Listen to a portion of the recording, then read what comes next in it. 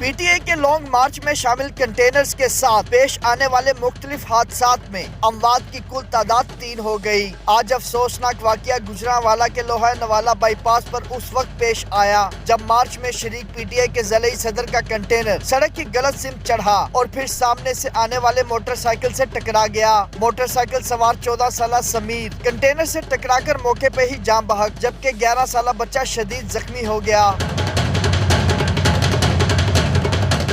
جاں بحق ہونے والے سمیر کے ورثاء نے عمران خان کے کنٹینر کے سامنے احتجاج بھی کیا۔ وہیں لاہور میں لانگ مارچ کے آغاز پر لبرٹی میں کنٹینر سے گرنے والا 39 سالہ کارکن حسن بلوچ ہسپتال میں زندگی کی بازی ہار گیا۔ حسن کی بیٹی نے گلہ کیا کہ کنٹینر سے گرنے کے بعد کسی نے بھی ان کے والد کی مدد نہیں کی۔ اس سے قبل 30 اکتوبر کو عمران خان کے کنٹینر تلے آ کر صحافی صدف نعیم